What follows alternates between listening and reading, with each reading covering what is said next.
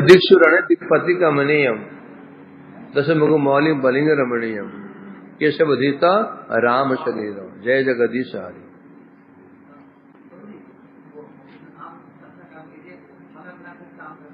क्या बोला?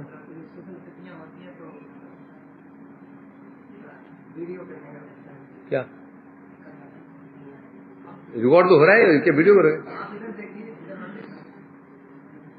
गुजर फोटो मेरे सामने में डाली यार यार ना गुजर फोटो चल रहेगा क्या? इसमें नहीं लोग पाप लगे यार, समझते नहीं है। पीछे रहो, आगे लोगों तो पीछे को लग जाएगा। पीछे रहोगे पीछे को देखा नहीं लगने वाला, आगे रहोगे तो पीछे 10 लग जाए। पीछे बुद्धिमान क्या है? पीछे लगे रहो, पीछे को होना ही नहीं चाहिए। You should be last person. हो ही नहीं, पीछे चले समझे कि नहीं? पीछे को हैंड लगने वाला कहाँ लगेगा? तुम लास्ट तुम हो। फैक्ट है ये परमेश्वरी क्या है?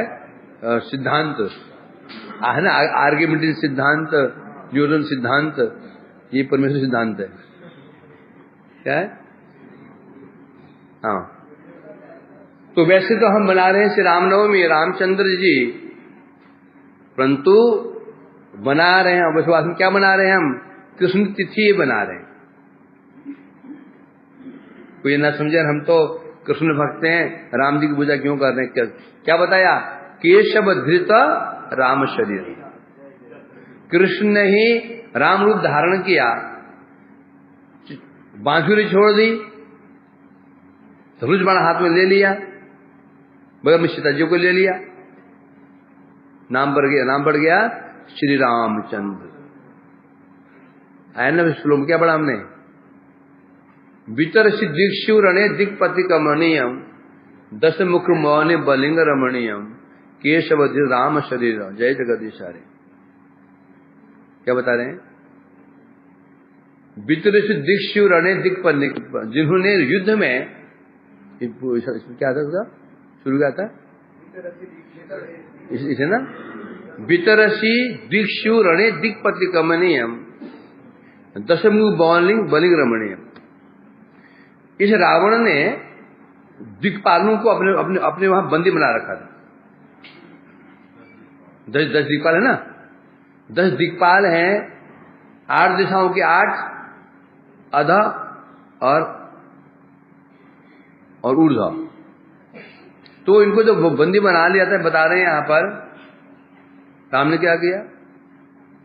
दशमुख मौली बलिंग रमणीयम, रामचंद्र जी ने इसके 10 मुख काट करके 10 दिशाओं को वितरण कर दिया उपहार में, बलि। क्या गया? दशमुख मौली बलिंग रमणीयम, अत्यंत उत्तम उपहार दिया राम जी ने 10 दिक्पालों को। 10 काट दिए, वितरण कर दिए, अर्थात उनको इसके बंधन से मुक्त किया। ऐसे श्री कृष्ण ही जो राम रूप में विराजमान है, उनको हम प्रणाम करते हैं। अतः जैसे हम सुनते ही हैं, भगवान का अवतार होता ही क्यों है? क्यों होता अवतार? इसका गीता में बताया गया, भागवत में बताया गया, और अनेक श्लोक तुम याद किए हैं। क्या बताया था? अजस्य जगदुत्पथनाशनाय कर्माण्य कर्तु पुंसाम ग्रहणाय कोन्मता नरति देह योगम परोगुणा नामुत कर्म तंत्र। ये भागवत में, गीता में जानते हैं, याद धर्मस्य ज्ञान भवति भारत। इसमें हम भागवतों लेके चलते हैं। क्या बताया था इसमें? अजस्य जगत उत्पादना। भगवान कौन है? अज है, अज, वो जन्म नहीं है। तो क्यों लेते हैं? जगत उत्पथ नाशना है, जगत को जो जगत में उत्पाद मचाते हैं, साधु संतों को कष्ट देते हैं, उनके नाश करने के लिए। और गहनाय पुंसाम, और जो जीव जो भगवान भजन कर रहे हैं उन पर कृपा करने के लिए, जो भजन नहीं कर रहे हैं उनको भी अपनी रमणीय लीलाओं के द्वारा आकर्षित करने के लिए। आत्मा रामांश मधुर चरितै भक्ति योगे विधासन लाला नाना लीला रस रचनया आनंदी स्वभक्तान दैत्यानिकै हुमति भराम वीत भारा करेशं मूर्तानंदो ब्रजपति के है जातवत प्रादुराशित। गोपाल शंभू का ग्रंथ, गोपाल शंभू का आनंद, उसमें कवि कर्णपुर जी कह रहे हैं इसमें ये श्लोक में सबके लिए आ गया, सबके लिए आ गया। भगवान तो भगवान है, जगदीश है, तो उनका अवतार का लाभ सबको होना चाहिए ना। जो भगवान अवतार लेते हैं उनका लाभ सबको होना चाहिए, तो सबका लाभ है इसमें। शुरुआत कर रहे हैं आत्माराम, जो आत्माराम मुनि है, आत्माराम आपका मुनि है, उन्हें न लेना न देना, तो उन्हें अब भक्ति में आकर्षण कर, कैसे आकर्षण करने के लिए मधुर चरितै भक्तियों के विधासन। जो आत्माराम अपने रमण करने वाले मुनि राम है, मुनि है, जैसे शनक आदि मुनि है जो रमण करने वाले, ताकि लेना न देना, कोई कामना नहीं। तो भगवान को उनके ऊपर दया आ जाती है। स्वरूपतः कोई ज्ञानी नहीं है, कोई योगी नहीं है, कोई कर्मी नहीं, स्वरूपतः भगवान के दास हैं, उन पर कृपा करने के लिए भगवान को दया आ जाती है। मधुर चरितै, ऐसी मधुर लीलाएं करते हैं वो आत्माराम मुनि, जिनकी जो आप तो काम, जहां कामना है ही नहीं, उनके अंदर भी कामना जग जाती है। ऐसे आप तक जो मुनि होते हैं, ऐसी लीलाओं का दर्शन कर उनके अंदर भी कामना जग जाती है। कश्य नयनस्य पदारविंद किंजल की मृत्युषि अतंग वायु चकर संक्षोभ चित्तन। वो ये पहली कृपा किस पर है? आत्माराम मुनियों पे। भगवान का आकार नहीं मानते हैं, भगवान निराकार है, निर्विशेष निर्गुण है, उन पर कृपा करने के लिए देखो मेरा क्या सुंदर आकार है, वे लीलाएं देखो कैसे अधूर लीलाएं हैं, ये कृपा करते हैं आत्माराम मुनियों पे। अब जो संसार में भजन कर रहे हैं उत्कंठित है, भगवान का अनुभव करने के उत्कंठित है, न खाना अच्छा न पीना अच्छा लग रहा है, तुम लोग उत्कंठित हो, सब खाना पीना उड़ गया। उन पर कृपा करने के लिए लाना लीला रस रचनया आनंदी स्वभक्तान, अपने भक्त को आनंद देने के लिए नाना लीला रस रचनया, विभिन्न प्रकार की मधुर मधुर लीलाएं करते हैं। क्यों करते हैं? आनंदी सन स्वभक्त, जो भक्तों की विरह में तड़प रहे होते हैं ना, विरह में तड़प रहे होते हैं, ऐसी लीलाएं करते हैं, रसमय लीलाएं करते हैं, उन्हें आनंद प्रदान करते हैं। कृपा किस पर हुई? भक्तों पर। अब जो सामान्य भक्त नहीं, ब्राह्मण है, सज्जन पुरुष है, पृथ्वी देवी है, ब्राह्मण इत्यादि है, उनको कृपा करनी पड़ेगी। दैत्यानिकै भुवमति भरा बीत भारा करिष्यन। दैत्यानिकै भुवमति तराम, पृथ्वी देवी जो असुरों की सेनाओं के भार से, दैत्यों की सेनाएं होती हैं, असंख्य सेनाएं होती थी। जरासंध ने 21 बार 17 बार आक्रमण किया, एक बार में आता था 21 अक्षौणी सेना लेकर के। पूरी महाभारत युद्ध में किस सेना कितनी थी? 18 क्षौणी। पूरी महाभारत में जो सेना नष्ट हुई थी 18 अक्षौणी, और जरासंध आते एक बार में लेकर के कितनी 21 अक्षौणी सेना, और कितने बार आया था? 17 बार आया था। सोचो कितने असुर थे। तुम पृथ्वी देवी को जो अति भार से आक्रांत हो गई थी, उन बीत भारा करिष्यन, उनको भार से मुक्त करने के लिए मूर्तानंदो ब्रजपति गेहे, जो भगवान मानो आनंद ने ही मूर्ति रूप धारण कर लिया, और धारण करके है क्या, कौशलपते गिहे जातवत। कौशलपति कौन है? दशरथ जी। आज हम क्या बोलेंगे? नंद गे नहीं, कौशलपति गे है। कौशलपति जो कौशल देश के राजा कौन है? दशरथ जी हैं। उनके घर में आविर्भूत हुए श्री रामचंद्र जी। भगवान रामचंद्र जी की जय हो। अब ये तो कारण हुआ। अब कारण का आधार क्या बना? जब दैत्य से पृथ्वी पीड़ित हो गई तो गई क्षीर समुद्र में। भगवान ने पूछा, बताओ हे देवताओं, इस समय में कौन सा रूप धारण करूं?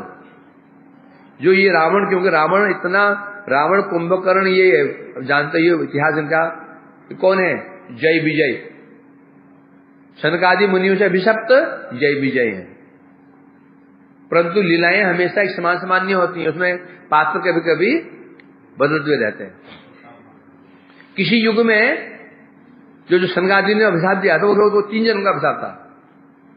शनकादि मुनियों ने जय विजय अभिशाप दिया था 3 जन्म का, बस, उसके बाद नहीं।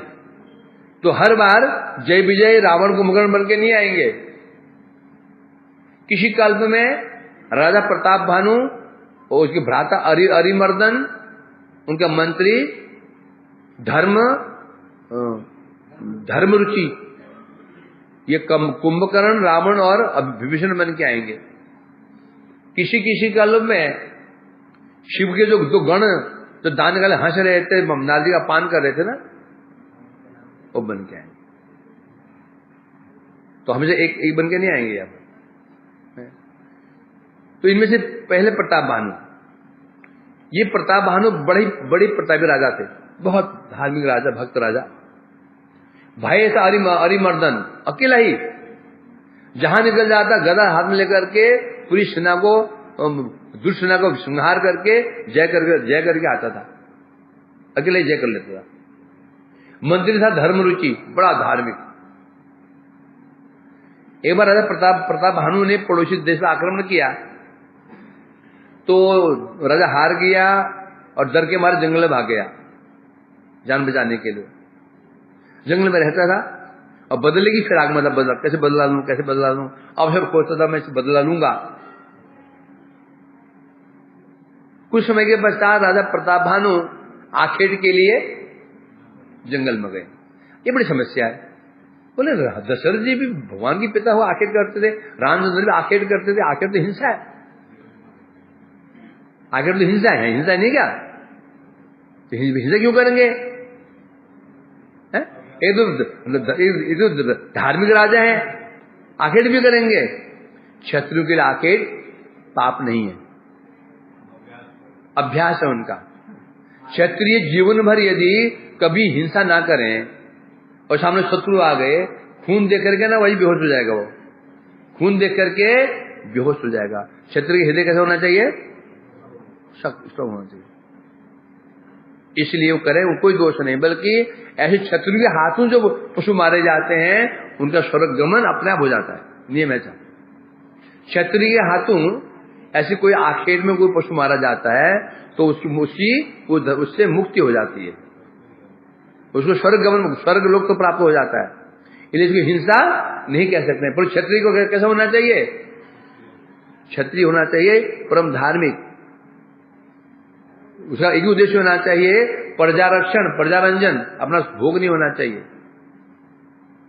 तो इसलिए देखा ना, राम जी भी आखेट करते सुना, और दशरथ जी भी करते थे, राजा लोग करते थे, आखेट करते थे। तो इसमें हिंसा उसको, या फिर जो हिंसक प्राणी होते थे उनका भी वध करते थे। यदि हिरण को भी मारे तो भी उसका अनिष्ट नहीं होता। इसमें क्षत्रिय हाथों मारा गया प्राणी, उस योनि से उसकी उत्तम गति प्राप्त होती है। अरे इसको हिंसा नहीं कह सकते हैं, इसको समझना होगा है? आखेट के लिए गया तो वो जो राजा हार गया था, जंगल में था, उसकी मित्रता एक असुर से हो गई। कभी प्रताप भानु ने असुर के परिवार का नाश कर दिया था, तो दोनों वो मित्र मिल गए, राजा और असुर मिल गए। योजना बनाई किसी प्रकार से प्रताप भानु से बदला लेना है। जब आखेट के लिए निकला, प्रताप भानु निकले, उसने एक जंगली सुअर को देखा, बनेला सुअर, वराह, उसको देखा, उसके पीछे लग गए, घोड़े बैठकर पीछे दो लग गए। वो असुर कभी, वो जो सुअर था, दिखता छिपता, कभी सामने आ जाता, फिर छिप जाता, ऐसे करते करते घोर सारा दिन लग गया। जब उसको होश आया, प्रताप भानु को दिखा कि घनघोर जंगल में फंस गया है, रात हो चुकी है। वो स्वर हाथ आया ही नहीं, वास्तव स्वर नहीं था वो जो असुर था, वो स्वर के वेश में आया, राजा को सेना से बहुत दूर लेके चला गया, फंस गया, जंगल में फंस गया। अब क्या करे, भूख प्यास लगी थी, सब सेना पीछे छूट गई। उसने एक मुनि का आश्रम देखा, आश्रम पहुंच गया, मुनि को प्रणाम किया। और मुनि था वही राजा जो हारा हुआ था, दाढ़ी बड़ी हुई थी उसकी, पहचान नहीं पाए। तो मुनि बोला महाराज आप थक गए हैं, आपका नाम प्रताप भानु राजा है ना, अब आखिर करने के लिए आए थे, सुअर के पीछे पड़ गए थे। बड़ा आश्चर्य, बोल मुनि ये तो शुद्ध महात्मा है, ये तो सब जानता है। पूरा वृत्तांत बता दिया। इस प्रकार से उस मुनि ने, जो राजा था, वो कपटी राजा, प्रताप भानु का सारा विश्वास जीत लिया। हम सब जानते हैं। अब वो विश्वास जमना नहीं था। तब प्रताप भानु ने कहा, देखिए, वो मुनि ने कहा मेरे पास ये शक्ति है, मैं आपको ऐसे बना सकता हूं, आपको कोई जय कर नहीं पाएगा, देवता भी आपको विजय नहीं कर पाएंगे, मेरे पास ऐसे उपाय है। बड़ा खुश हुआ, समझ गया कि कर सकता है, हाथ जोड़े, महाराज कुछ कीजिए। वो क्या उपाय है? तुम क्या करोगे, रसोई बनवाओगे, है ना, रसोई बनवा करके ब्राह्मणों को खिलाओगे, और रसोई स्वयं मैं बनाऊंगा, मैं रसोई बनाऊंगा, तुम खिलाओगे। तुमने कर दिया, तुम अजय हो जाओगे। बड़ा अच्छा लगा उसको, प्रसन्न हो गया। ठीक है, परंतु जब मैं तुम्हारे घर में आऊंगा ना, मैं इस वेश में नहीं आऊंगा, तुम मुझे पहचान लोगे और कोई पहचान नहीं पाएगा। ऐसे कहा उसने। और बताओ, आप आंखें बंद करो। आंखें बंद करते ही राजा अपने महल में। वास्तव में ये कार्य किसका था? जो असुर था वहां पे, कोई माई असुर ने उनको पहुंचा दिया। राजा का विश्वास और बढ़ गया। ऋषि मुनि, भाई मुनि धन्य है, मुझे झटके में यहां पहुंचा दिया, रात पहुंचा दिया, कमरे पहुंचा दिया। और ठीक 3-4 दिन के बाद वो मुनि जो था वो मुनि नहीं था अभी, वो जो असुर था ना, उस असुर ने ब्राह्मण का वेश बनाया और पहुंच गया। महाराज नवकाल केतु, महाराज मैं आ गया हूं, व्यवस्था कर दीजिए और निमंत्रण दो। निमंत्रण दिया गया। ब्राह्मण आगे बैठ के भोजन करने के लिए, कि रसोई बना रहा है। जो रसोई बना रहा था, रसोई बन चुकी है, तो जब परिवेशन किया गया, आकाशवाणी, ब्राह्मणों भोजन मत करना, इसमें मांस मिला हुआ है। ये सुनते ही ब्राह्मण कुपित हो गए। ब्राह्मण नाक गुस्सा नाक पे रहता है, बस तुरंत उसका अभिशाप दे दिया राजा को, तुम हमारा धर्म भ्रष्ट करना चाहता है, जा असुर हो जा। बाद में राजा ने कहा, राजा को बड़ा आश्चर्य हुआ, रसोई में घुसा और रसोईया नहीं, वो तो असुर था, वो चला गया। तब बाद में ब्राह्मण आकाशवाणी हुई कि ब्राह्मणों तुमने अन्याय कर दिया, राजा निष्पाप है, राजा का कोई दोष नहीं है, और तुमने इनको अभिशाप दे दिया। सब ब्राह्मण बड़े दुखी हो गए। उसी का परिणाम हुआ, प्रताप भानु बना रावण, भाई अरिमर्दन बना कुंभकर्ण, और जो मंत्री था धर्म रुचि, वो बने हैं विभीषण। किस काल में ऐसा हुआ है? और किसी काल में, क्योंकि जब ये जो असुर बने थे, रावण, कुंभकर्ण, इन्होंने कठोर तपस्या की, ब्रह्म की तपस्या की। रावण से पूछा तू वरदान मांगो। रावण ने कहा था नर और बानर के अतिरिक्त मेरा कोई वध ना कर सके। नर और बानर, इनके अलावा मेरा कोई वध ना कर सके। उन्होंने पूछा कि नर बानर क्यों? ये तो मेरा आहार है, नर बानर, तो मुझे क्या मारेंगे? वही हुआ। जब रावण उत्पात बढ़ा तो भगवान ने पूछा देवताओं से, भाई मैं क्या करूं बताओ, मैं इसमें किस स्वरूप में जाऊं? मेरे भूषण स्वरूप में किस स्वरूप से इसे वध होगा? उन्होंने कहा महाराज ब्रह्मा जी का वरदान है, इसको केवल नर ही मार सकता है, बस मनुष्य मार सकता है, अतः आप नर रूप में जाइए। तो इसलिए स्वयं भगवान उस समय विष्णु ही किस रूप में आए? मनुष्य रूप में, नर रूप में जगत में आए। तो उसी मर सकता था वो, है ना? अब आए कैसे? नर रूप में आए कैसे? अब समस्या तो यही है, ये जगत जो है ना, जगत कार्य कारणमय है। भगवान भी आएंगे ना, उनको भी पालन करना पड़ेगा। भगवान जगत में आएंगे, वो भी नियम के अंदर है। यहाँ पे जगत में आएंगे, उन्हें भी जगत में आने के कारण, आने का भी और जाने का भी कारण बनाना पड़ेगा। अब भगवान ने विचार किया, अब मैं क्या जाऊं कैसे? कोई कारण तो बने कि मनुष्य शरीर मिल जाए, तो कारण तो बनना चाहिए। जो कारण कैसे खोजते हैं? लीला कब होनी है और भूमिका पहले ही बननी शुरू हो जाती है। बहुत समय पहले सतयुग के आसपास की बात है ये। नारद जी गंधमादन पर्वत की तलहटियों में तपस्या कर रहे थे।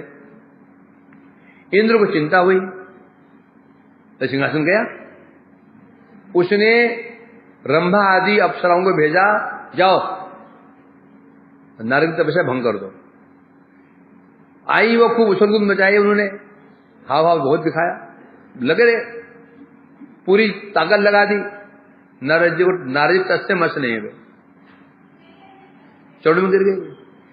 नारद जी मन में अहंकार आ गया। क्या? बड़े ऋषि मुनि हार गए, शिव भी माया से मुग्ध हो गए थे। और देखो मैंने माया को जीत लिया, मैंने माया को जीत लिया है, मैंने माया को जीत लिया। अहंकार आ गया। वास्तव में अहंकार संभव नहीं था, भगवान की लीला थी कि भगवान को जगत में नर रूप में आने के लिए एक कारण चाहिए था। तो नारद जी के मन में, नारद जी कौन है? भगवान मन के अवतार हैं। उन्हें संभव नहीं कि उनको अहंकार आ जाए नारद जी को। तो भगवान की इच्छा से नारद जी को अहंकार आ गया कि मैंने माया को जीत लिया। वो शिव जी के पास क्यों पहुंचे? शिव जी के बाद ना माया से हार गए थे, मोहिनी भाग गए थे। बोले शिव जी महाराज देखिए मैंने माया को जीत लिया। शिव जी समझ गए अहंकार आ गया। विचार किया अहंकार आ गया, अहंकार तोड़वाना होगा। जानबूझ के छेड़ दिया, बोला देखिए ब्रह्मा जी, नारद जी, एक आप काम करना, कभी भी विष्णु को ये बात मत कहना कि मैंने माया को जीत लिया, ये भगवान से मत कहना। अब नारद जी को लगा कि मुझे चिढ़ रहे हैं, स्वयं तो माया फंस गए थे और विष्णु को बताने मना क्यों कर रहे हैं? चिढ़ रहे हैं। अब तो अवश्य करूंगा, नियम होता ना, जो कार्य करने को मना करो। नारद जी पहुंच गए विष्णु लोग, बड़े प्रसन्न। भगवान अंतर्यामी समझ गए क्यों आया है, पर नारद जी आज कैसे आगे बोला, महाप्रभु आपकी कृपा से मैंने माया को जीत लिया। आप भगवान बोले कौन सी बड़ी बात आपके लिए? आपने माया को जीत लिया, कौन सी बड़ी बात है? कुछ भी नहीं, आप तो महान भक्त हैं। नारद जी फूल के और कुप्पा हो गए। अब विष्णु ने भी स्टैम्प लगा दिया कि मैं माया जिद बन गया, माया जिद बन गया। अब अपने जगत में अपनी महिमा का ढिंढोरा पीटने के लिए, जगत में महिमा का ढिंढोरा पीटने के लिए निकल पड़े। अब सब बताऊंगा, सर्व लोग बताऊंगा, इंद्र को बताऊंगा कि मेरी महिमा क्या है। जा रहे थे रास्ते में, आकाश मार्ग से जा रहे थे, देखा कि बीच में एक नगरी देखी उन्होंने, अति अद्भुत सजी धजी नगरी है, पताकें लगी हुई थी, चारों हलचल मची हुई थी, आनंद कोलाहल मचा हुआ था, चारों सुंदर सजी हुई नगरी। उतरे, विचार करने ये नगरी मैंने कभी देखी नहीं, कि मेरी नगरी कौन सी है, मैं तो कई बार यहां से गया। उतरे नीचे, नगरवासी आनंदित हैं, कोई मार्ग के दोनों केले के पेड़ लगा रहे हैं, कोई पताकाएं लगा रहे हैं, कोई बंधन बार लगा रहे हैं, बंधन बार केले के पत्तों, अशोक के पत्ते लगा कर, और कोई मार्ग में जल का, गुलाब जल का छिड़काव कर रहे हैं। चारों ओर आनंद को हर मचा हुआ है। एक व्यक्ति पूछा, भैया है क्या हो रहा है? अरे आज हमारी राजकुमारी का स्वयंवर है। बड़े खुश हुए, राजमहल में गए, राजा ने दर्शन किया, राजा बड़े प्रसन्न हुए। नारद जी बहुत अच्छे अवसर पाए, शुभ अवसर पर आए हैं, मेरी कन्या का आज स्वयंवर है, कृपा करके थोड़ा बता दीजिए। पहले उनका अर्चना पूजा की, उनके बिठाया, कन्या का हाथ देके बता दीजिए इसका पति कैसे होगा। कन्या आई राजकुमारी, जैसी हाथ पकड़ा, जैसी हाथ को देखा नारद जी ने, हाथ को देखते ही मुग्ध हो गए। उनकी स्वयं शादी करने की इच्छा हो गई कन्या से। इतनी सुंदरी कन्या, मुग्ध हो गए। अब कहने लगे इसका पति बहुत सुंदर होगा, सर्वश्रेष्ठ होगा, अपनी महिमा बता रहे हैं।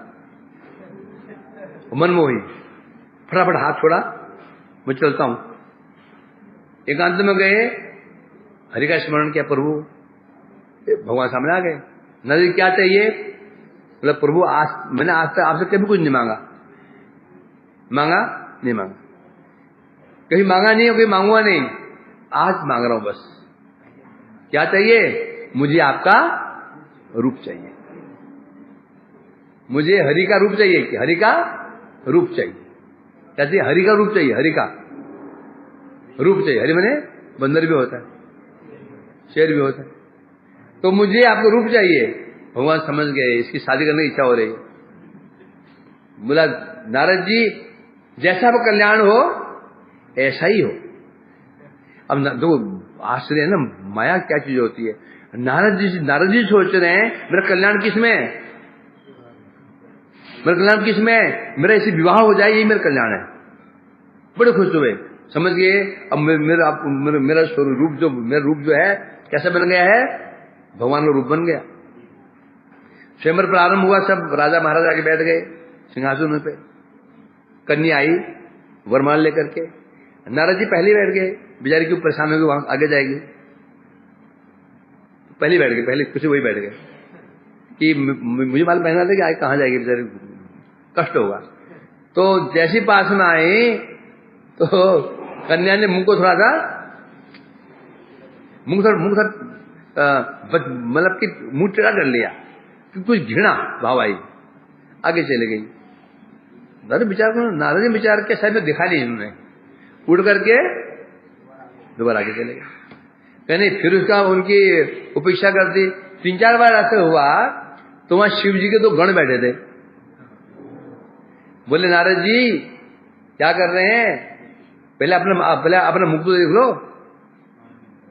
तो वहीं पर पानी का तालाब था, कुंड था, दिखा तो मुख बंदर का, वो भी कौन सा बंदर, काला बंदर, और लंगूर काला वाला। तो देखना ये है ना, ये बंदर तभी कुछ सुंदर दिखते हैं, है ना, कुछ मुख अच्छा बोलो, है ना। वो काला वाला बिल्कुल देखते ही मतलब दांत बाहर मोटे, और जो बंदर का मुख वो भी लंगूर का मुख, और दिखे तो क्रोध के मारे, अच्छा इतना क्रुद्ध हुए।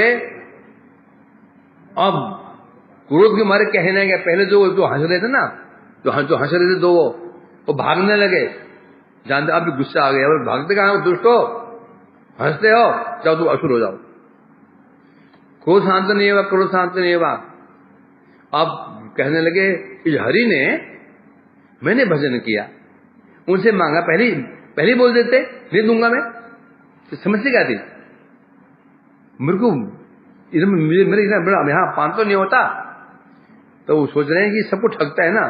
आज इसे पाला किसे पड़ा है? मुझसे। मैं दिखाता हूं इसको, हरि को मैं दिखाता हूं, देखो क्या माया क्या होती है। उनके विरुद्ध हो गए, भगवान के विरुद्ध। मैं दिखाता हूं कि मैं हूं नारद, कोई सामान्य देवता नहीं हूं मैं दिखाता हूं क्या होता है। उसी समय आग में घी और पड़ गया। क्या हुआ?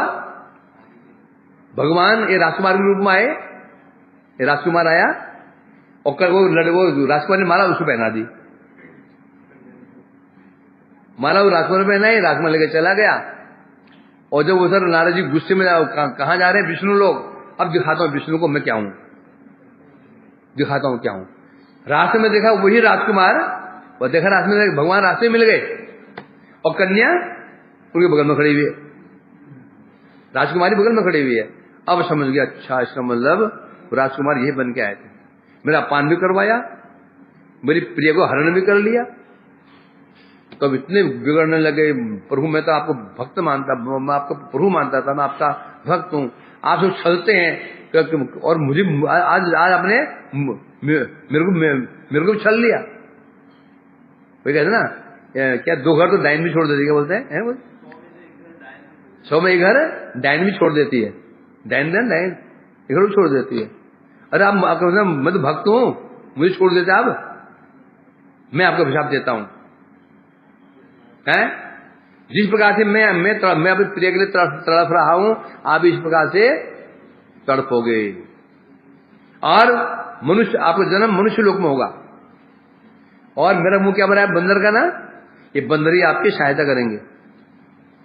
आपके जब प्रिय का हरण हो जाएगा ना, बंदर आपके सहायक बनेंगे। जैसे अभिशाप दिया, माया हट गई, वो कन्या माई नहीं, वहां कन्या ही नहीं वहां पे, क्या भगवान। अब नारद जी की जो जैसी माया हटी, नारद जी को पूरा स्मरण हुआ, ही भगवान ये क्या हो गया मुझसे, और समझ गए पीछे माया किसकी थी? भगवान की माया थी। चरण पकड़ ले, प्रभु क्षमा कर दो, मुझे ऐसे अनर्थ कैसे हो गया? बोले नारद अनर्थ नहीं, ये मैंने करवाया था, क्योंकि मुझे रावण एक असुर होगा, उसे मारने के लिए मुझे नर रूप धारण करना पड़ेगा, इसलिए तुमने क्या अभिशाप दे दिया? जाओ मनुष्य लोक में चले जाओ। मेरे को कारण बन गया। अब वो असुर को मारूंगा ऐसे में, तो असुर मारने का कारण चाहिए ना। तुमने क्या बोला? तुम्हारी प्रिया को रावण हरण कर लेगा, जब हरण करेगा तो भी मारूंगा उसको मैं। देखो मतलब तात्पर्य क्या है? भगवान लीला करते भूमि का कई दिन पहले, 1 महीने बाद वृंदावन में प्रधानमंत्री जी आ रहे हैं, 1 महीने बाद में, तो क्या होता है? 1 महीने पहले से ही रोड को ठीक कर दो, गड्ढे भर दो, नाली साफ कर दो, पेड़ पानी दे दो, करते ना एक अंदर। तो भगवान जो लीला करने के लिए आते हैं, भूमिका बहुत पहले बन जाती होती है। बनते तो सोचो क्या स्त्री जगत है, भगवान को भी जगत में आने के लिए कारण चाहिए, जाने के लिए भी और आने के लिए कारण चाहिए। ऐसा नहीं कि ऐसे हो जाएगा, तो फिर हम कहां के हैं? ये जगत कार्य कारण में जगत है। तब वो नारद जी का अभिशाप फलित हुआ। इसलिए इससे के लोग दोष लगाते हैं कि भगवान भी कर्म के अधीन है, मनुष्य कर्म के अधीन है। जैसे कर्म करते हैं ना फल मिलता है, देवता भी कर्म के अधीन है। इसलिए वो लोग कहते हैं कि भगवान भी देवता के समान है। कौन कहते हैं ये? कौन? वैष्णव, कर्मविद वैष्णव। जो कर्मविद वैष्णव का कहना है कि देवता जैसे कर्म के अधीन है, भगवान भी कर्म के अधीन है। कैसे अधीन है? देखो नारद जी ने अभिशाप दे दिया और भगवान को मनुष्य बनना पड़ गया। उन्हें यह पता नहीं है भगवान की इच्छा से कार्य हुआ था। इस प्रकार से जगत में भगवान का आविर्भाव उन्हें कारण मिल गया है। दोनों पात्र हो गए, रावण को मुक्त करने का भी आगमन हो गया, और यहां पर राम जी का। अब सीता जी कैसे आएंगे? अब सीता जी के भी तो कारण चाहिए ना, सीता जी आएंगी, सीता जी राधिका जी आती हैं, जो भी जगत में लीला करने आएगा उनको कारण चाहिए। सीता जी का आविर्भाव कैसे हुआ? सीता जी पूर्व जन्म में एक ऋषि पुत्री थी, बाल ब्रह्मचारिणी, जंगल में विष्णु को पति प्राप्त करने के लिए तपस्या कर रहे थे। नाम था वेदवती, ब्रह्मचारिणी थी वो। माता पिता मर गए तो विवाह किया नहीं इन्होंने, और जंगल तपस्या कर रहे थे, विष्णु को पति रूप प्राप्त करने के लिए तपस्या कर रहे थे। रावण दिग्विजय के लिए जा रहा था अपने पुष्प विमान से, देखा जंगल में एक परम सुंदरी स्त्री बैठी हुई है, किशोरी को रमणी को किशोरी बैठी हुई है, मुग्ध हो गया, उतराए नीचे, बोला तुम कौन हो? मैं वेदवती हूं, मुझे विवाह करो, मैं तुम्हारी रानी बनाऊंगा, मैं लंकाधिपति रावण हूं। उसने कहा देखो मैं जो तपस्या कर रही हूँ, विष्णु की तपस्या कर रही हूँ, विवाह तो उनसे करूंगी मैं। रावण ने कहा नहीं, विवाह तो मुझसे करना होगा। उसने हाथ पकड़ लिया, पकड़ते ही वो जो ब्रह्मचारी ने बड़े क्रुद्ध हुई, तुमने मुझे अशुद्ध कर दिया, ये शरीर विष्णु के लायक रहा नहीं, मैं जो भजन कर रही हूं, ध्यान रखना तेरी मृत्यु कारण अब मैं ही बनूंगी, मैं ही बनूंगी। वो तो अभिशाप दे दिया है। बाद में फिर वही जो कन्या थी, बाद में सीता जी बन करके आई। सीता जी का अनेक कारण बताए जाते हैं। अथवा नासिक के आसपास जो दंडकारण्य वन है, ऋषि मुनि तपस्या करते थे उधर। रावण ने कहा अपने भतीजों से, भांजू से ना, खरदूषण से जाकर के उनसे टैक्स कर लो, ऋषि मुनि से कर लो। पहुंच गए कि तो हमारे ये राज्य, हमारे का आदेश है, तुम्हें कर देना होगा। ऋषि मुनि का क्रोध, तुम्हें कर चाहिए ना, एक घड़ा लाओ, घड़ा ले आए। सबने अपना अंगुली चीर करके, इसमें अपने अंगुली चीर करके खून भर दिया ना। ये कलश अपने महाराज को देना, बोल ये कलश है ना, मृत्यु कारण एक कलश ही बनने वाला है। वो कलश लेकर रावण के पास ले गए। रावण के मामा क्या नाम, बड़े ही बुद्धिमान थे। नहीं, उनके नाना विश्व नहीं, माल्यवान जी बड़े बुद्धिमान थे। और रावण देखो ये कलश है ना, ये कलश को दूर फेंको, बचना चाहते हो। उसने अपने सैनिकों से कलश फेंकवा दिया समुद्र में। समुद्र से कलश बहते होते गंगा जी का आश्रय लेते लेते कहां पहुंच गया? जहां मिथिला, वहां पहुंच गया। कालक्रम से वो जमीन में दब गया। भाई नदी को लेके आती है, छोड़ चली जाती है, नदी आगे चली जाती है, फिर मिट्टी आती दब जाती है, चलता रहता है। वो कलश वहां दब गया था कई समय पहले। जब त्रेता युग आया तो वहां राज्य स्थापित किया किसने किया? राजा मिथि। नाम क्या है? मिथि, मैथिल। जनक जी ने वहां अपना राज्य बसाया तो राज्य में अकाल पड़ गया। ब्राह्मणों ने कहा महाराज एक उपाय है, आप रथ चलाएं, आप हल पकड़ें और रानियां हल खींचें तो निश्चित रूप में वृष्टि होगी। जो हल चला रहे थे, हल देखा है ना, हल के आगे एक लोहे का फाल होता है, फाल जो जमीन को फाड़ता है, वो जमीन वही घुसता है, फाल होता है। जब डालते हैं ना तो जो धारा बन जाती है, जो वो शीत बन जाती है, गड्ढा, तो शीत कहते हैं, क्या मतलब शीत कहते हैं। जैसे उसको लगाया तो नीचे घड़ा था, उसको उस फाल ने छूते हुए फूट गया। उस शीत में से एक कन्या बाहर निकली, बड़ी मनमोहक कन्या, छोटी नवजात कन्या। कहां से निकली वो? शीत से। शीत कहते हैं वो हल का जो गड्ढा बन जाता है, शीत कहते हैं। नाम रख दिया सीता, वो कलश था, वो जो कहां से काल कैसे कैसे व्यवस्था कर देता है, कैसी व्यवस्था हो जाती है।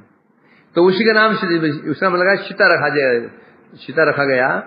बाद में जान दो किस प्रकार से, बड़ी बात की बात है। इस प्रकार से वहां से फिर सीता जी का जन्म हुआ, यहां राम जी का जन्म हो गया।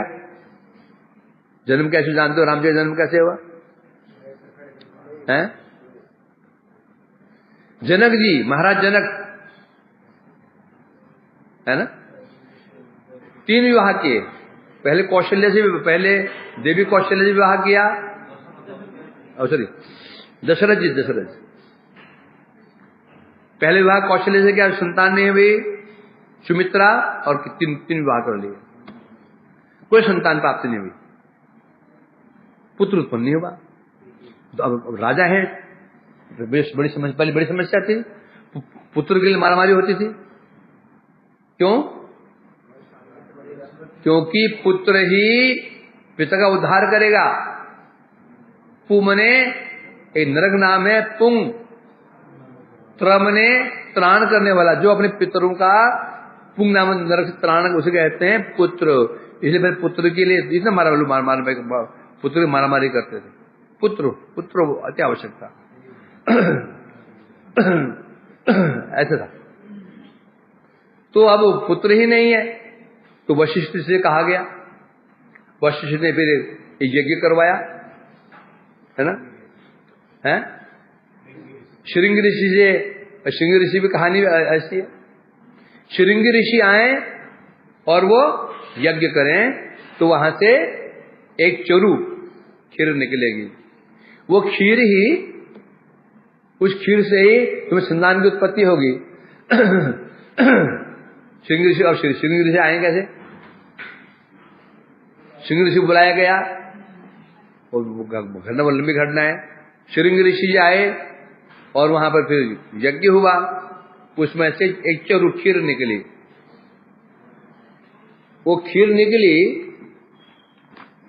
वो खीर कैसे निकली? जब खीर निकली बड़ा अच्छा है, खीर निकली तो कैसे? आपके पत्नी ने 3 है, 2 होती आधा कर देते, समस्या नहीं थी। और 3 है, उन्होंने क्या किया, आधा दे दिया कौशल्या जी को, आधा का आधा दे दिया सुमित्रा जी को। थोड़ा अंतर है, वाल्मीकि रामायण में ऐसा है, और मानस में थोड़ा अंतर है। तो वाल्मीकि के अनुसार आधा तो दे दिया खीर, किसको दिया? कौशल्य को। है क्या? आधा दे दिया कौशल्य जी को, जो आधा बच गया उसका आधा दे दिया सुमित्रा जी को। अब जो उसका आधा बच गया उसका 8वां भाग दे दिया क्या गई को, और जो 8वां भी भाग बच वो दे दिया किसको? फिर सुमित्रा को दे दिया। परंतु यहां पर क्या है, मानस में कह रहे हैं आधा भाग दिया उन्होंने कौशल्य को, आधा भाग दे दिया कैकेयी को। ये मानस में कह रहे हैं, परंतु वाल्मीकि में कह रहे हैं नहीं, आधा भाग दिया उन्होंने जो खीर थी, आधा भाग दे दिया कौशल्य को। आधा बच गया, 2 भाग कर दिया, आधा दे दिया सुमित्रा को। अब जो आधा बच गया उसे 8वां भाग दे दिया कि कैकेयी को। जो 8वां भी भाग बच गया वो दे दिया उन्होंने सुमित्रा को। सुमित्रा को 2 भाग मिल गया। अब वो जाने क्यों दिया? ये कारण, क्योंकि कुल मिलाकर के मतलब कैकेयी के भाग में पड़ा, सुमित्रा के भाग में पड़ गया, 2 भाग पड़ा है, समझा क्या नहीं? क्योंकि ये हो सकता है, व्यू है ना, चतुर्व्यूह। लक्ष्मण कौन है? संकर्षण। उसके बाद प्रद्युम्न, अनिरुद्ध।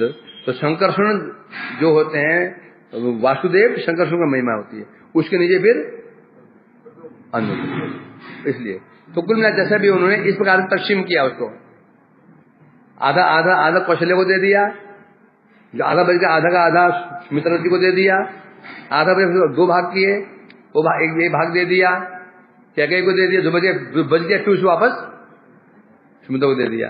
परंतु यहां पर थोड़ा अंतर है। उन्होंने क्या कर रखा है, उन्होंने क्या किया, आधा भाग कौशल्य को दिया, दे दिया। आधे के 2 भाग किए, उनमें से आधा भाग कैकेयी को दे दिया। फिर 2 भाग हुए, उन्होंने उसको कौशल्य और कैकेयी के हाथ में दे दिया। वो दोनों ने उसको दे दिया, सुमित्रा को दे दिया। थोड़ा हो सकता है, अब गलत तो नहीं कह सकते हैं। तुलसीदास कोई सामान्य जीव तो है नहीं, और वाल्मीकि जी भी कोई, तुम्हें क्या मानना पड़ेगा, कल भेदेशु हरि कथा, कि कल में ऐसा होगा, कि कल में ऐसा हो, ये मानना पड़ेगा। नहीं समस्या खड़ी हो जाएगी। बोले नहीं, वाल्मीकि जी तो ठीक है, मूल में तो वही है, मानस के बाद में लिखा गया नहीं। वाल्मीकि स्वयं रामचरित मानस को स्वयं शिव जी ने उसको शाइन किया, उस पे हस्ताक्षर किया उसे। इस प्रकार से इनका यहां जन्म हुआ,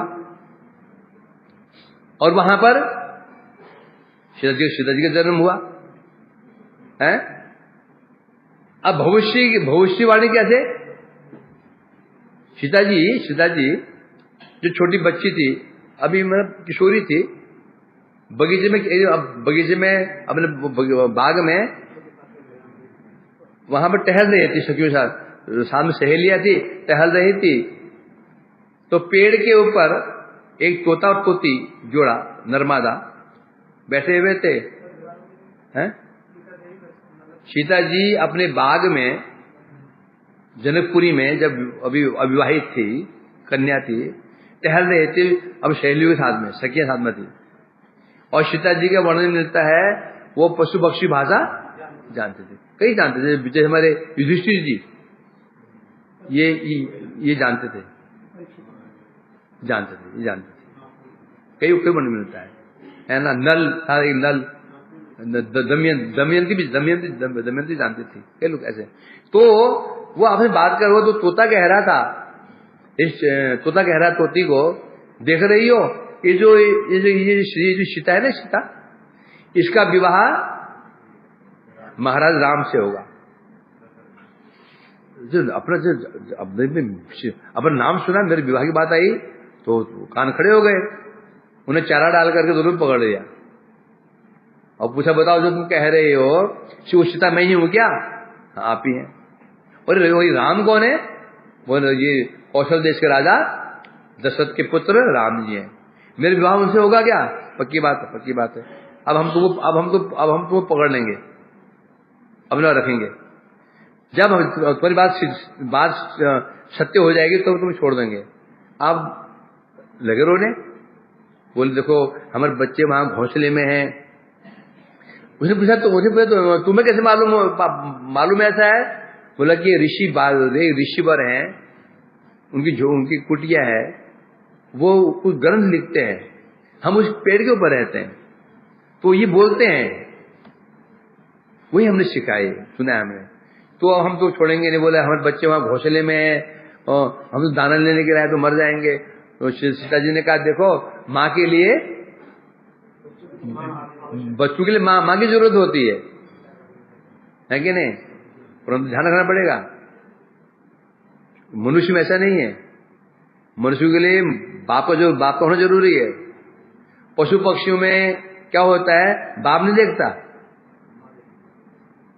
जब गाय का बच्चा जन्म लेता है और शान तो नहीं चला गया, थोड़ी वो दूध को देखभाल कौन करता है? गाय करती है। पशु में ये समस्या है। तो सब में से है कि मनुष्य में ऐसा है जहां पर दोनों मिलके ही संतान की रक्षा करते हैं, और पशु में ऐसा नहीं होता। तो बच्चों के लिए माँ की आवश्यकता होती है, तो हम तो छोड़ देते हैं। तोती को छोड़ दिया, तोते को पकड़ लिया, और तोती बैठ गई ऊपर पेड़ पे बैठ गई, विरह में गिर गई और मर गई। जब मर गई तोता बड़ा क्रुद्ध हुआ, हे सीते तुम्हारे कारण मेरी जो प्रिया से वियोग हो गया है ना, अभिशाप देता हूं, तुम्हें भी पति से वियोग होगा तो कारण मैं बनूंगा। और तू ऐसे कि तोता ही मर गया, उन्हें प्राण त्याग दिए। तो वही जो तोता बना बाद में धोबी। कहा था ना मैं राम नहीं हूं। 1 साल तक सीता असुर के पास रही, रख लिया। बोल तू कहां थी? है उसी पत्नी मायके से आ रही थी, तो आना तो शाम को पहुंचाने चाहिए था, और सुबह आई। बोल तू रात में कहां थी? रात थी कहां पे तू? तो उसने कहा मैं कहीं रुक गई थी, बारिश का कारण बताया। तो कहा मैं राम नहीं हूं, तो तुम्हें रख लूंगा। तो जो ये घटना घटती ना, ये सब पूर्व घटित घटना होती है। तो घटना जो लीलाएं भी होती हैं, उसके पूर्व सब ये क्या हो जाते हैं, एक भूमिका बन जाती है। तो यहां सीता जी का जन्म भी हो गया, कारण बन गया, त्याग का कारण बन गया, है ना। इसलिए कई लोग, कल ही में पढ़ रहा था, कई लोग ऐसे होते हैं रामायण का जो उत्तरकांड को नहीं मानते, उत्तरकांड को नहीं मानते।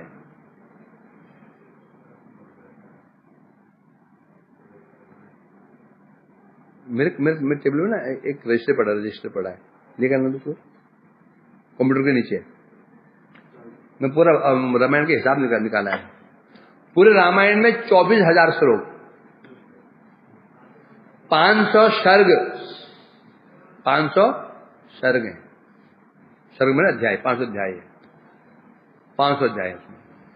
तो उन्हें ये कहते हैं, उन्हें ये कहना है जो उत्तरकांड है ना, उत्तरकांड वाल्मीकि जी का नहीं है। ये उत्तरकांड बाद में किसी लिख दिया गया है। बड़ी समस्या है। छोटे मोटे नहीं कह रहे इसको। राम भद्राचार्य जैसे महापुरुष, राम भद्राचार्य जैसे जो इतने संत भी कहते हैं उत्तरकांड ये बाद में जोड़ा गया है, प्रक्षिप्त है, जोड़ा गया है, हैं? ये बोलते हैं, वो स्वयं कह रहे हैं। उनकी बात करो, सुना मैंने। और तो और वो ये कह रहे हैं उत्तरकांड जो है ही नहीं, ये बात जोड़ा गया है। क्यों? तर्क क्या है? राम जी ने कठोर कैसे हो सकते कि निर्भय सीता जी को त्याग देंगे? उत्तरकांड नहीं मानेंगे मतलब क्या होगा? मतलब क्या हुआ? लव कुश को भी नहीं मानना। जन्म कहां हुआ है? उत्तरकांड में हुआ है ना। लव कुश जन्म कब हुआ है? जब सीता जी को त्याग कर दिया, जंगल में चले गए। सीता जंगल में रहती थी, जन्म वहां पर हुआ। नहीं मानते। परंतु स्पष्ट रूप में उसी वाल्मीकि रामायण में बालकांड में 4 सर्ग में 2 श्लोक बड़े स्पष्ट, इस पर 2 श्लोक हैं, वो मैंने नोट कर रखे हैं। उसमें स्पष्ट कहा जा रहा है, जहां पर लव कुश मतलब सभा में आए हैं कथा सुनाने के लिए, वहां पर स्पष्ट वर्णन किया गया है। पहुंच गया नहीं पहुंचा? एक कागज समझ में मैं पूरे हिसाब कर रखा है।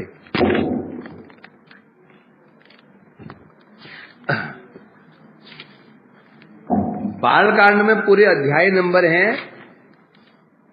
77 अध्याय। अयोध्या कांड में अध्याय हैं 119।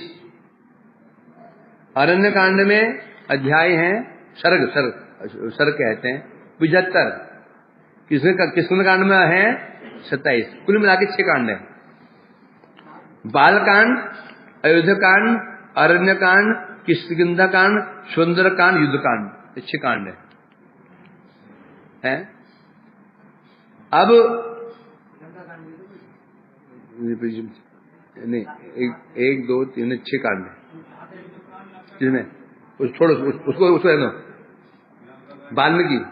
अब यहां तो क्या कह रहे हैं, ये मैं श्लोक बोला ना, ये श्लोक बालकांड का है। यदि उत्तरकांड नहीं होता तो बालकांड में क्या कह रहे हैं? बालकांड में ये कह रहे हैं 4 सहस्राणि श्लोकाना मुक्तवान ऋषि तथा सर्ग 57 षट्कांडानि तथा उत्तरम। ये कहा कह रहे हैं? वाल्मीकि रामायण में बालकांड में कहा जा रहा है।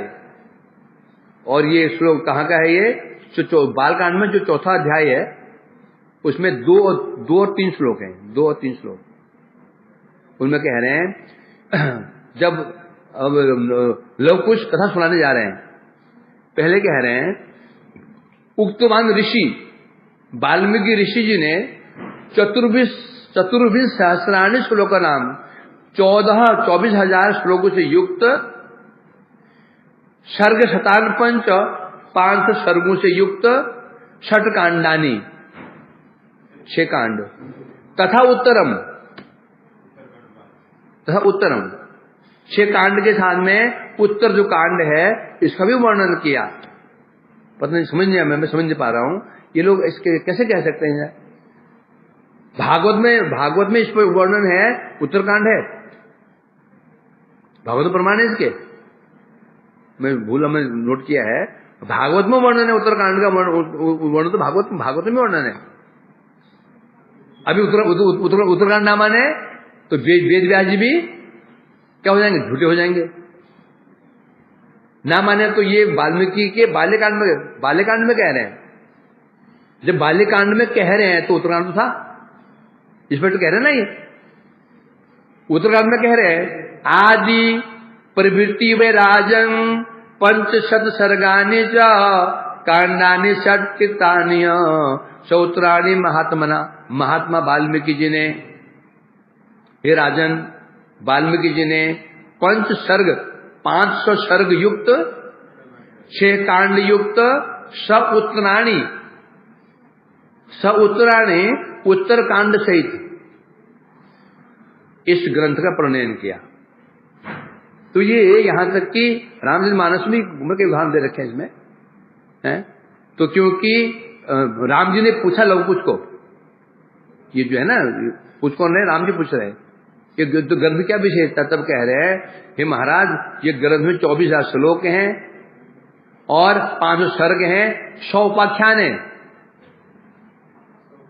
उपाख्यान 100, सर्ग 500, कांड हैं 6 और साथ में 100 उत्तरकांड के साथ में। तो स्पष्ट वर्णन है इसको। तो अब ये दो यहां पर स्वयं वाल्मीकि जी में उत्तरायण माना है और इन्होंने माना है। तो उत्तरकांड को यदि ना माने तो फिर कोई महिमा ही नहीं रहती। मैं तो इस पर कहता हूं सीता जी की महिमा किस लिए बताओ। सीता जी ने ऐसे क्या कर, सीता जी का वनवास नहीं हुआ, सीता जी को राम नहीं त्यागते, फिर सीता जी क्या महिमा ऐसे कि वो जगत पूज्य बन गई। क्या इसलिए कि वो राम जी की पत्नी है, क्या लक्ष्मी इसलिए, केवल लक्ष्मी स्वरूप है इसलिए क्या वो पूज्य बन गई सीता जी? क्या कुछ इसका भाई राम जी प्रसिद्ध क्यों हुए? भगवान होते हुए उन्होंने जो त्याग किया तो जानते हैं उसको। तो सीता जी प्रसिद्ध क्यों हुई, इतनी पूज्य क्यों बनी? क्यों? इसलिए कि वो राम जी की पत्नी है ना। जो बोले नहीं जी उसको रावण हरण करके ले गया तो वहां कौन सी महिमा हो गई? रावण हरण करके ले गया तो महिमा कब दिखती है? सीता जी को बिना किसी अपराध के त्याग दिया गया और त्यागने के पश्चात सीता जी ने किस प्रकार से राम जी के प्रति प्रेम किया और राम जी ने कैसे सीता के बिना यज्ञ करना स्वीकार तो कर लिया परंतु विवाह नहीं किया, मूर्ति बनाई। तो उत्तरकांड को निकाल दिया जाए तो सीता जी की महिमा खत्म हो जाएगी। फिर भाई राम जी का प्रेम सीता के प्रति था, कहां दिखा गया? रावण हरण करके ले गया, राम का प्रेम दिखा नहीं जा रहा है। क्यों दिखा जा रहा है? रावण सीता का हरण करके ले गया और राम का प्रेम दिखता नहीं वहां पर। बोलो क्यों? क्योंकि हो सकता है राम जी अपने कुल की मर्यादा की रक्षा करने लगे। सीता जी कौन है? कुलवधू है। क्या है वो? कुलवधू है। हो सकता है राम ने रावण को इसलिए मारा हो कि वो कुलवधू हमारे कुल का अपमान है, हो सकता है। तो यहां कोई महिमा नहीं है। महिमा कब है? जब राम ने सीता जी को त्याग दिया है, वशिष्ठ ने कहा राम जी आपको विवाह करना पड़ेगा, पत्नी चाहिए। विवाह ना करके उन्होंने मूर्ति बनाई सीता जी की, सोने की मूर्ति। एक मूर्ति नहीं, हर साल मूर्ति बनाते थे वो, एक बार नहीं, कई बार मूर्ति बनाई उन्होंने। हर साल यज्ञ करते मूर्ति, कई मूर्ति बन गई थी। जो अंत में राम जाने लगे, मूर्ति ने कहा हमारा क्या होगा प्रभु, हम कहां जाएं, हमारे को स्थान दो। तो द्वापर युग में जब मैं आऊंगा तब तुम ब्रज में गोपी रूप धारण करना, तब तुम्हें ग्रहण कर लूंगा। वो मूर्तियां भी जो थी, सीता जी की मूर्तियां, वो सब कौन बनेगी, वो गोपियां बनेगी। इस प्रकार से बता रहे हैं यहां पर, इसमें कारण गिना रहे, कारण जैसे कारण बनते हैं, इतना सिद्ध हो गया भगवान को कारण धारण करना पड़ेगा। अब दोपहर को कथाएं होंगी, शाम को कथाएं होंगी, अभी तो क्योंकि भूमिका बनी है। अब दोपहर को हम उनका जन्म वृत्तांत, कैसे जन्म हुआ राम जी का, कैसे फिर उन्हें शिक्षा दीक्षा ग्रहण की, कैसे फिर विश्वामित्र जाए। टाइम हम शुरू करेंगे शारदा से कितने शुरू कर देंगे है। अभी परिक्रमा हो जाएगी, उसके बाद यहाँ क्या नाम है, क्या कहते हैं इसको, मानस पाठ होगा। तो बैठ के यहाँ ये पाठ करेंगे, शुरू से गाएंगे चौपाइयों को। हरीश हो गया, मनोज हो गया, वृंदावन हो गए, मेरे को छोड़ करके सही बैठना। पहले होता था गुरुजी पाठ कर उठी चले गए, फिर सब बैठ जाते थे। नुनुमल जी हो गए कि दुर्योराज हो गए, वो क्या था भाई, बहुत आ जाते थे। फिर हम पाठ करते थे 12 बजे तक। क्या पाठ करते, बालकांड में बालकांड पाठ होता था, मतलब कि वो गाते थे चुपाइया। अभी होता ना, अब ऐसे होते हैं। अभी ये श्रीराम जी भी बैठेंगे, भगवान श्री रामचंद्र जी की, माता सीता जी की, लक्ष्मण भैया की जय हो। श्रवण की आवाज बढ़ा, इसकी चाबी है, चाबी है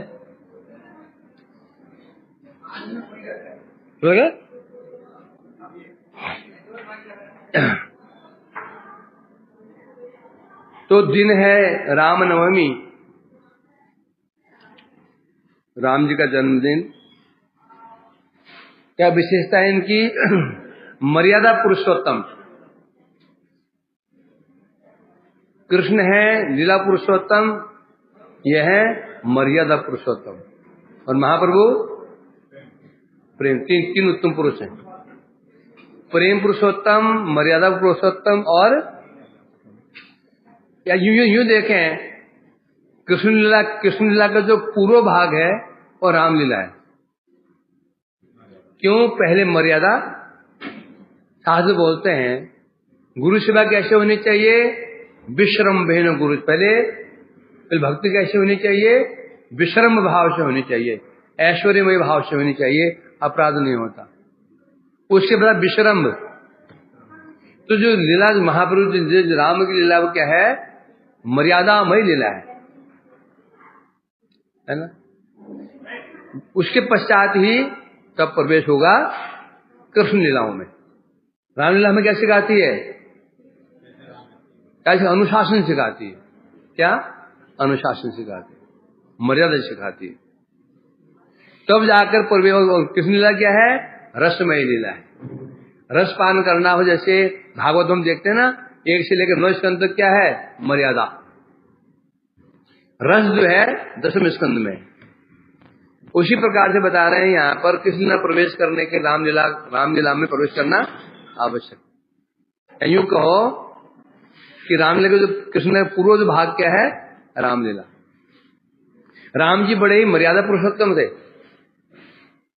मर्यादा को तोड़ी नहीं है। और कृष्ण क्या है, मर्यादा को महत्व नहीं देते हैं। इससे भी सिद्ध हो जाता है कृष्णस्तु भगवान स्वयं। श्रीनाथे जानकी नाथे जाबेंद्र परमात्मनि। कौन बोला था ये, तुलसीदास ने कहा था। सीतानाथ, श्रीनाथ और जानकीनाथ, कोई भेद नहीं है। परंतु मम सर्वस्व राम का मल्लोचन, तो जो राम जी की लीला है ये मर्यादामय लीला है। इसमें कैसी मर्यादा देखो, राम जी जीवन चरित्र, क्या जीवन चरित्र रहा राम जी का, पुत्र कैसा होना चाहिए उसी का मर्यादा होनी चाहिए, भाई की क्या मर्यादा होनी चाहिए इनकी लीला में, पति की मर्यादा क्या होनी चाहिए इनकी लीला में, राजा की मर्यादा क्या होनी चाहिए इनकी लीला में, मित्र की क्या मर्यादा होनी चाहिए इनकी लीला में। राम जी एक मर्यादित पुत्र, मर्यादित मित्र, मर्यादित पति, मर्यादित पिता, वो जीवनी जो है मर्यादामय रहा है। या यूं कहें जो राम जी की लीला हमारे लिए अनुसरणीय है, प्राय सब लीलाएं, कृष्ण लीला हमारे अनुसरणीय नहीं है, समझे। रामलीला का अनुसरण किया जा सकता है, कृष्ण लीला का अनुसरण नहीं किया जाएगा। जो लीला कृष्ण की हुई है वो अनुसरणीय नहीं है। कुछ लीला हो सकती है, सब लीलाएं, राम की लीला सब जब पुत्र का धर्म निभा रहे हैं अनुसरणीय है, जब पति का धर्म निभा रहे हैं तो भी अनुसरणीय है, राजा बने हैं तो अनुसरणीय है, पिता बने अनुसरणीय है, मित्र बने अनुसरणीय है। कृष्ण लीला ऐसे नहीं, ये विशेषता है राम जी की, विशेषता मर्यादा पुरुषोत्तम श्री राम जी। सुबह श्रवण किया हमने, किस प्रकार जन्म हुआ, कौशल्या जी, सुमित्रा जी और कैकेयी, तीनों को दशरथ जी ने वो खीर खिलाई, परिणाम स्वरूपतः राम जी का जन्म हुआ, भरत जी का जन्म हुआ, लक्ष्मण शत्रुघ्न का जन्म हुआ, कौशल्या के नंदन हुए श्री रामचंद्र जी, कैकेयी के हुए श्री भरत जी और सुमित्रा के दो। क्यों बताया था ना, दशरथ ने आधा भाग दिया था पहले ये मानस के अनुसार कौशल्या को है, और आधा भाग दिया था कैकेयी को। फिर आधे के दो भाग किए थे, उन्होंने दिया था, कौशल्या को दिया था और कैकेयी को, उन दोनों भागों को दिया था सुमित्रा को, सुमित्रा जी को। परंतु वाल्मीकि में थोड़ा सा विपर्य है, कल भेद से हो सकता है, तो इसलिए सुमित्रा नंदन दो हुए, लक्ष्मण और शत्रुघ्न दो हुए। यहाँ फेंक दूंगा मैं, यहाँ लगे आगे लेना, मुझे यहाँ चाहते हो ठीक हो तो तोड़ दो नहीं, क्या बोला था। तो चारों का जन्म हुआ, जन्म से ही मान दशरथ जी का तो आनंद का ठिकाना, जो अयोध्यावासी जो आशा छोड़ चुके थे हमें ऐसे राजकुमार कैसे प्राप्त हो, क्योंकि प्राय दशरथ जी अधेड़ उम्र में प्रवेश कर चुके थे। जब चार पुत्र उत्पन्न हुए, पूरा कौशल अयोध्या आनंद में डूब गई, महोत्सव डूब गई, महोत्सव मनाया गया, खूब महोत्सव हुआ है। तो विशेष बात क्या रही इनमें से, कौशल्या का अधिक प्रेम था किसके प्रति, भरत के प्रति, और कैकेयी अधिक प्रेम किसके प्रति था, राम के प्रति। कैकेयी जी जिनका नाम इतना बदनाम हो चुका है, कोई भी अपनी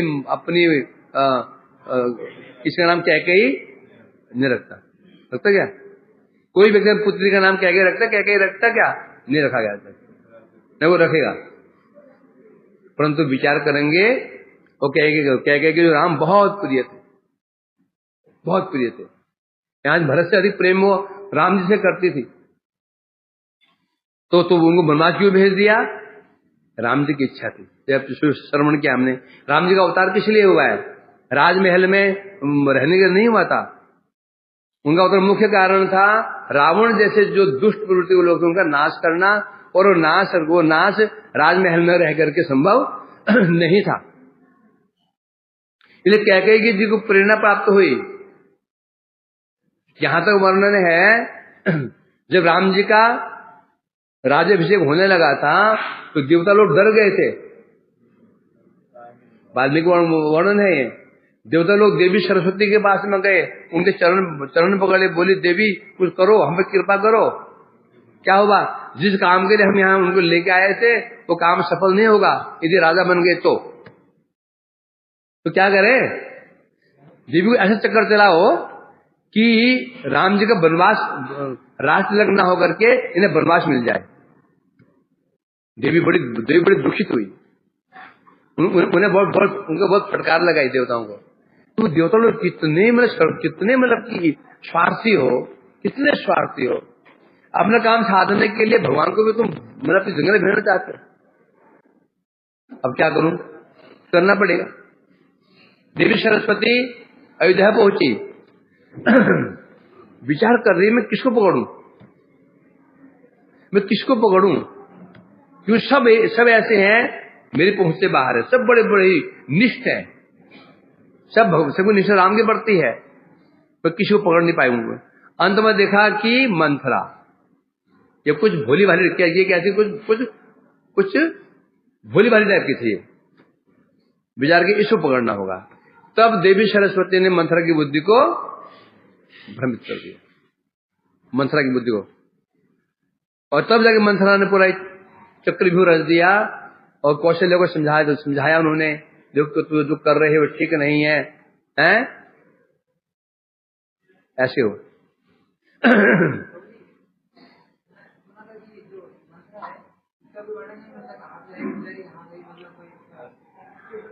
तो ऐसे कौन से बढ़िया काम कर दो ये लोग याद रखें उसको। नहीं आई थी कैके देश से आई थी। पहले जो राजकुमारी आते हैं शादी करके दासी साथ में आती थी, कैके देश से ही साथ में आई थी, कैके जी के साथ में आई थी, मॉडर्न है स्पष्ट। हाँ, उनकी ये शुरू से दासी रही है, तभी तो कौशल्या को ये कैके को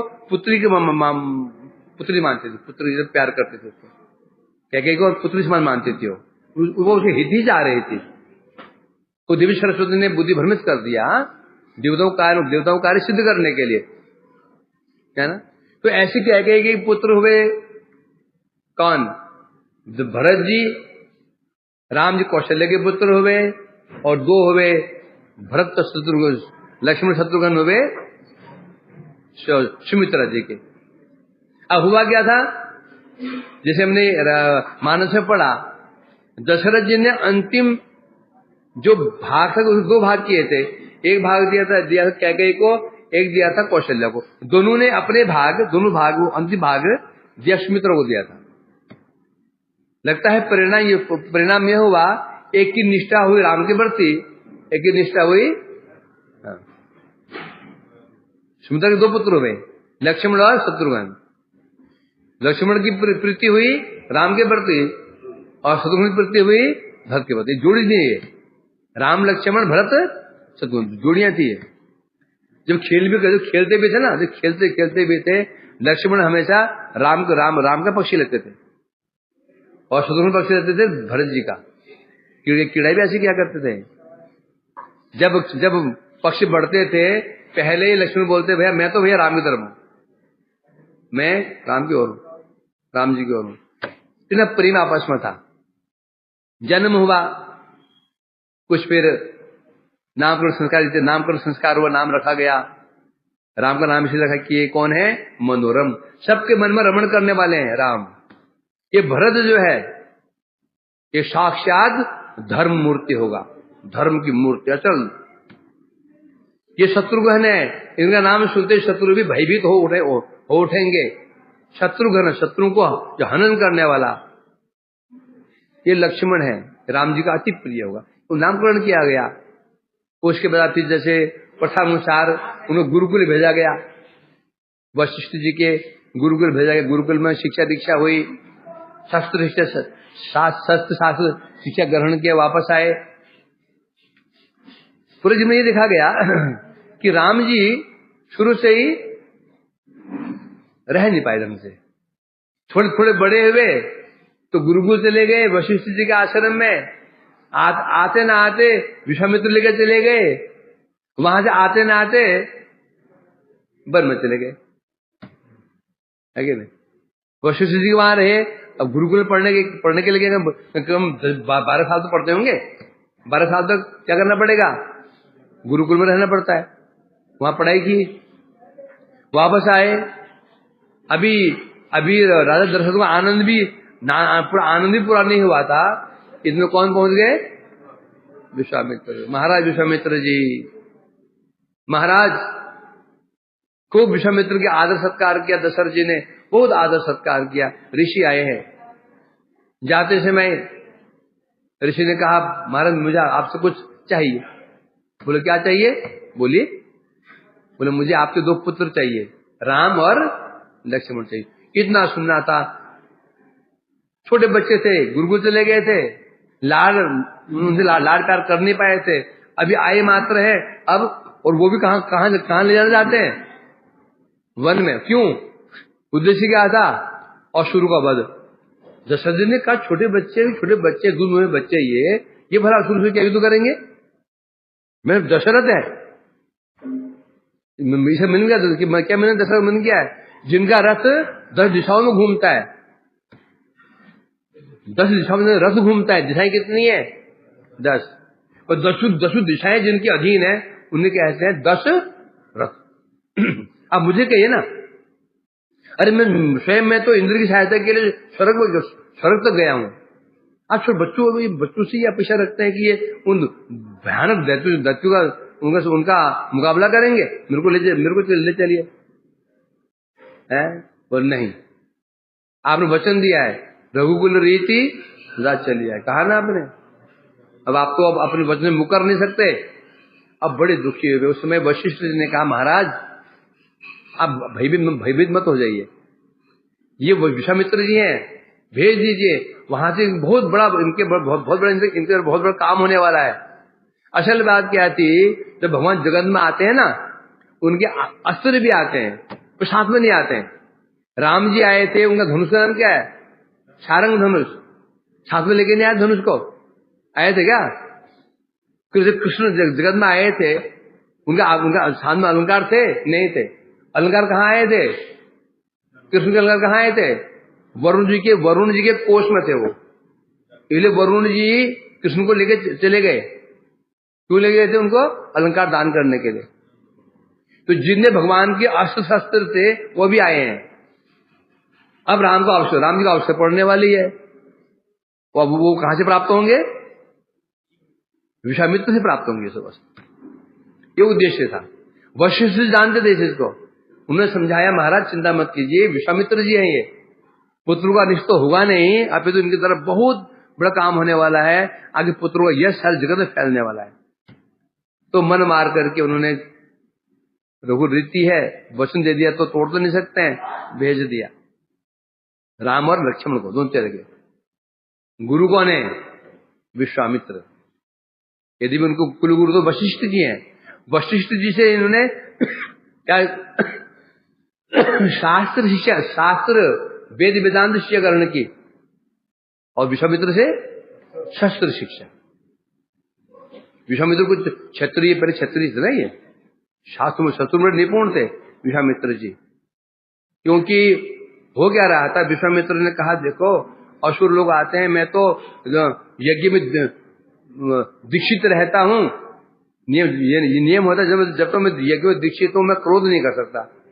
मैं चाहता हूं असुर को मैं इच्छा मात्र से नष्ट कर सकता हूं, उसके लिए मुझे क्रोध करना पड़ेगा। क्रोध करूंगा मेरा यज्ञ नष्ट हो जाएगा। इसलिए पुत्र को ले गए थे वहां पे। जब मार्ग में जा रहे थे, कैसे कैसे उन्होंने लीलाएं की जानते ही हो।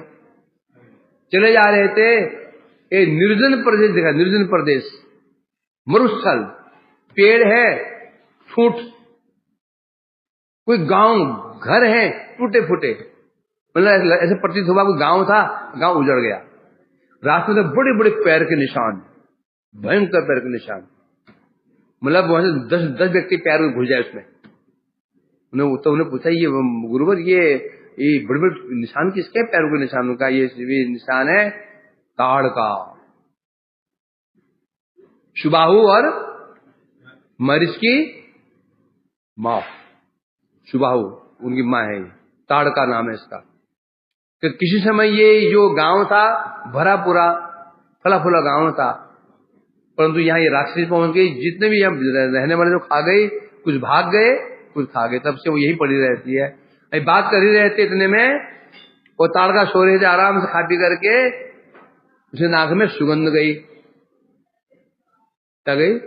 सुगंध गई, पकवान आ रहा है, उसकी नींद टूट गई, कौन है? तो दिखा कि दो सुंदर राजकुमार। देखते ताड़के के मन में प्रेम उत्पन्न हो गया राम जी को देख करके, है?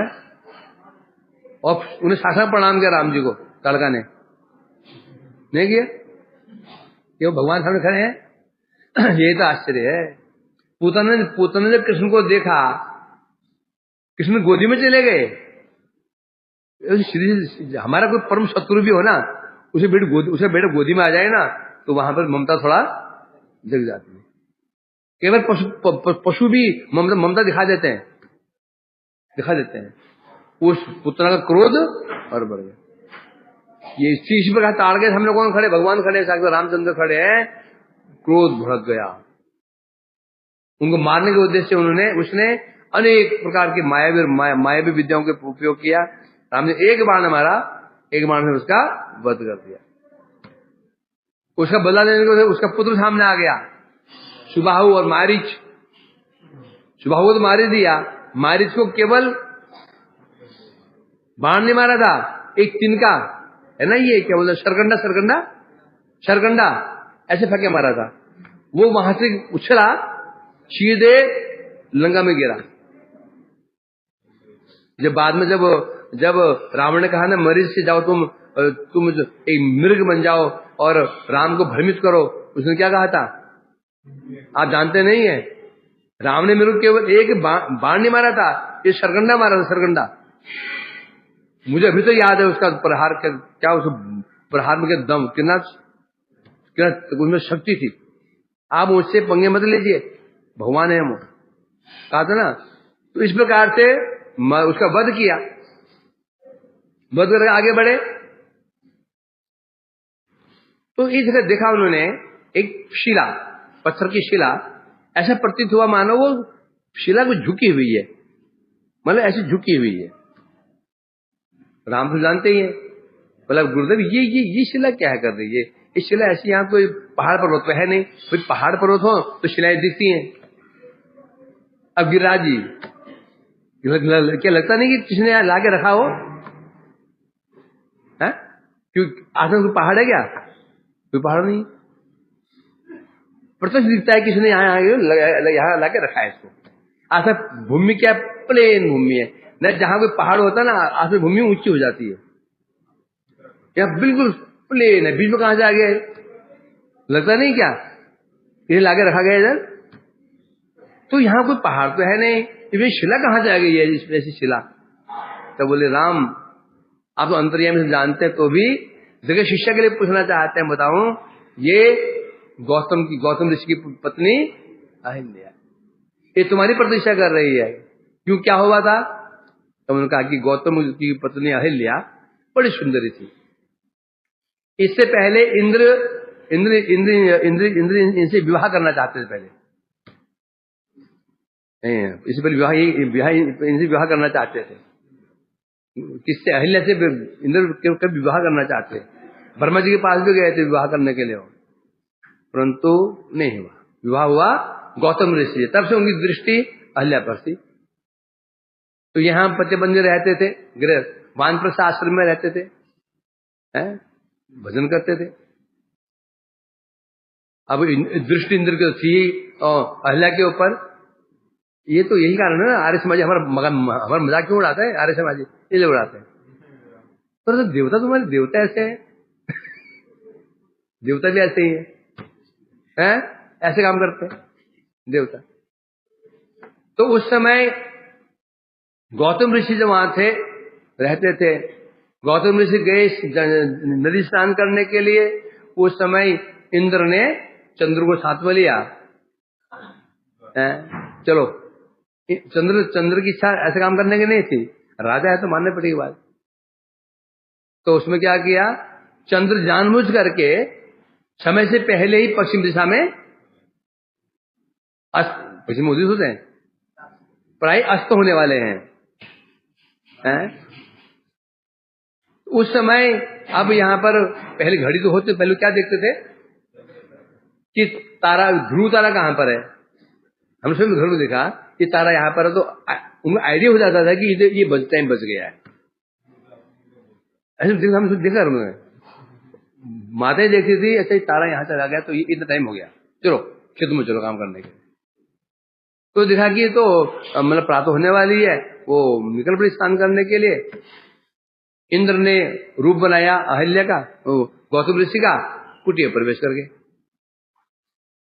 अब वहां जब ऋषि गए, नदी किनारे गए, बहुत देर हो गई, ये मतलब प्रभात क्यों नहीं हो रहा है, प्रकाश क्यों नहीं हो रहा है। उनको संशय हुआ ये कैसे हो सकता है। वापस आए तो उसी समय इंद्र वहां से बाहर निकल रहे थे, गौतम ऋषि का रूप बनाकर निकल रहे थे, और गौतम ऋषि देख लिया है इंद्र को, जब उसको अभिशाप दे दिया, सहस्र योनि हो जाओ। तो योनि बहुत पसंद है ना, सहस्र योनि बन जाओ। चंद्र भाग रहा था, तू क्या भागता है, उसाला जो आसन था खींच के मारा उसको, उस पर दाग पड़ गया, दाग दिख रहा है। अब लोग बोले पहाड़ पर्वतों पर, क्या बोलेंगे, पहाड़ पर्वत है। चंद्र कलंकित हो गया। फिर बारी अहिल्या की, तू तेरा पति, चलो उसने रूप मेरा बनाया, तो पता नहीं चला कि मैं नहीं हूं। तुम्हें इधर ज्ञान नहीं रहा, अनुभव है ही नहीं अंदर क्या, स्पर्श कर रहा है, बदल रहा है, कौन स्पर्श कर रहा है, स्पर्श से बदल रहा है, कौन स्पर्श कर रहा है, तो पता नहीं चला।